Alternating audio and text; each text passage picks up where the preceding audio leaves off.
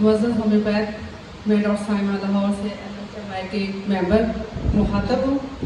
और सबसे पहले मैं डॉक्टर गुलाम यासीन का और लीगा के प्लेटफार्म का शुक्रगुजार हूँ, जिन्होंने हमारे लिए इतना अच्छा प्लेटफार्म मुहैया किया और मुझे इस काबिल समझा कि मैं भी अपना क्योर केस इधर पेश कर सकूँ। बहुत शुक्रिया डॉक्टर साहब। और दूसरी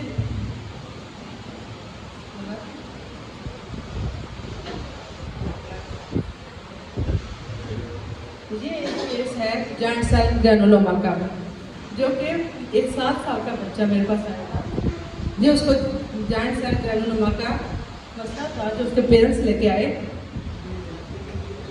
अच्छा,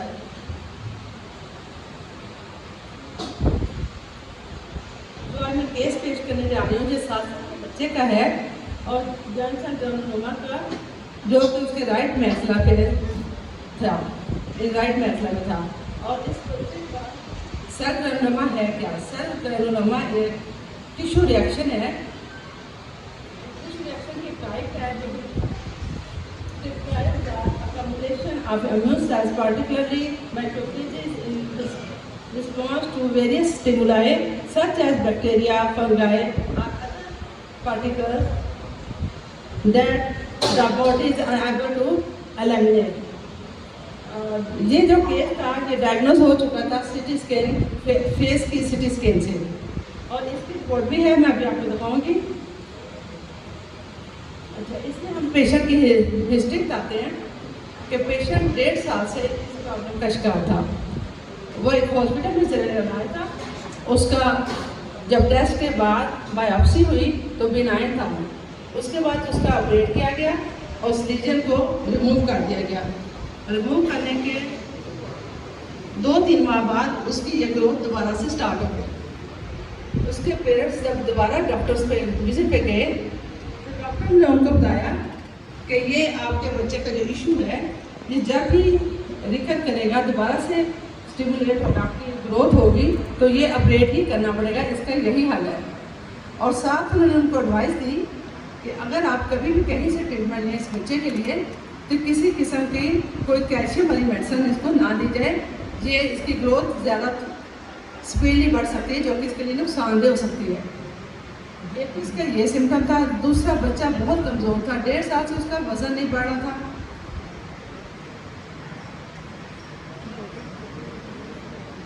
अच्छा, ये उसकी है सीटी स्कैन है फेस का, और एक उसकी बायोप्सी है, जिसमें ये डायग्नोज हुआ था।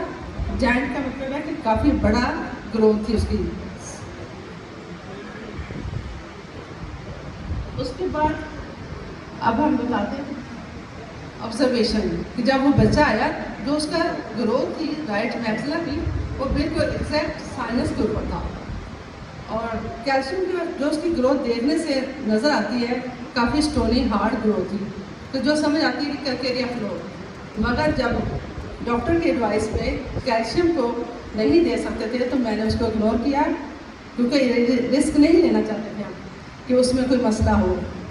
और दूसरी बात है, जो उस बच्चे का अक्सर बुखार भी रहता था 1.5 साल से, और ऑपरेट होने की वजह से उसके ज़ख्म सही नहीं हो रहे थे। जहाँ से मुंह के अंदर से ऑपरेट किया गया था, वहाँ अल्सरेशन थी, और बच्चे का ज़ख्म, वो बच्चा पेन में था और वो खाना नहीं खा पा रहा था, इसलिए मज़ीद पेन था, कमज़ोर था। तो पेरेंट्स ने कहा कि अब हम इसका दोबारा ऑपरेट करते हैं, तो ये बर्दाश्त नहीं कर पाएगा हमारा बच्चा, तो इसका कोई सोल्यूशन होम्योपैथिक ट्रीटमेंट बताएं। जो उसके ऑब्जर्वेशन में मैंने देखा, क्योंकि और दूसरा उसको लिम्फेटिक ग्लैंड नेक की साइड्स पे काफ़ी ज़्यादा थे, और उसकी फाइल में उन्होंने टीबी का भी टेस्ट लिया हुआ था। ट्यूबरकुलोसिस उसको नहीं था, मगर उसको लिम्फ नोड काफ़ी बने हुए थे नेक की दोनों साइड्स पे। उसके बाद दूसरी बात, उसको ज़ुकाम भी रहता था, क्योंकि उसको साइनस पर प्रेशर था ग्रोथ की वजह से, और जब वो सामने देखता था तो उसकी आईज थी वो अंदर की तरफ टर्न हो जाती थी। उसके बाद दूसरा ये था कि वो इसलिए था कि दोबारा बहुत तेज़ से ग्रो कर रहा था। और आपको पता है कि जो इस तरह के मियाज होते हैं वो साइकोटिक होते हैं, और साइकोटिक मियाज के लिए थोजा हेड रेमेडी है, चीफ रेमेडी है, जिसलिए मैंने एक तो वो चूज़ की 200 में वीकली 1 डोज। उसके बाद और दूसरा ये था कि क्योंकि साइनस के ऊपर था, उसके सिम्टम्स साइनस को प्रेस कर रहे थे, तो ट्यूक्रीम मेरे माइंड में आई कि साइनस में जब कोई ग्रोथ होती है, जब साइनस को सप्रेस करता है, उसमें ट्यूक्रीम हमारा बहुत अच्छा काम करती है, उसकी मेडिसिन बनती है। उसको मैंने 6 में चूज़ किया, टेंसी में। और जनरली वो बहुत वीक था, फेल था, वज़न नहीं बढ़ रहा था और फीवर भी रहता था।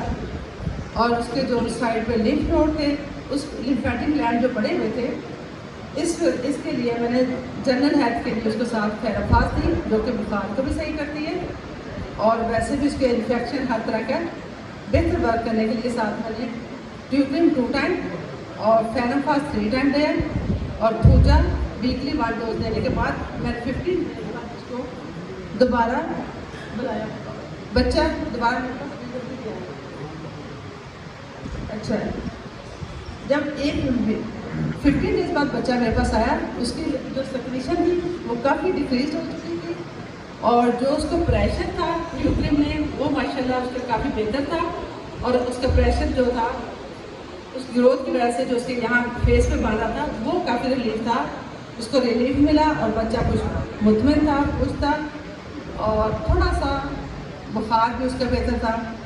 जब नेक्स्ट विजिट में आया, फिर नेक्स्ट उसको मैंने जब उसकी वीकनेस देखी और उसके लिम्फेटिक ग्लैंड्स की स्वेलिंग नहीं कम हुई, तो मैंने उसमें ट्यूबर क्लीनम को मैंने ऐड किया, जो कि एक नसोड है, जो भी गले खराब और उसको फीवर, बुखार, उसके जो सिम्टम थे वो ट्यूबर क्लीनम के भी थे।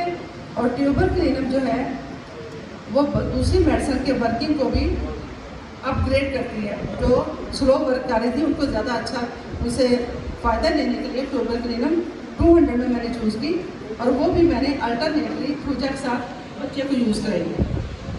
जब नेक्स्ट 10 डेज बाद आया, 15 डेज बाद लाया, तो माशाल्लाह 30% उसकी जो ग्रोथ थी वो नीचे जा चुकी थी और बच्चे की जो देखने का था आइज़ थी वो बिल्कुल स्ट्रेट हो चुकी थी, वो अंदर की तरफ नहीं जा रहा था और बच्चा माशाल्लाह ग्रो का था। फिर मैंने 2 मंथ मज़ीद उसी मेडिसिन को ट्यूक्रीम 6, फेराफास, हाँ एक मैंने मेडिसिन इसलिए ऐड की कि उसकी ना ग्रोथ उतनी हमें रिजल्ट नहीं मिल रहा था लिम्फेटिक ग्लैंड्स के लिए और गले के लिए।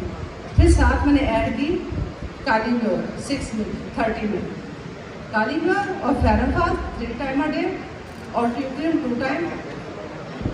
और ये देने के मैं मज़ीद 2 माह तक उसको मेडिसिन का फॉलोअप दिया। माशाल्लाह 3 माह के अंदर वो बच्चा बिल्कुल क्योर हो गया। ये केस मेरे पास 2018 का है, इसलिए मेरे पास पूरी उसकी पिक्चर्स उस वक्त की मौजूद नहीं थी।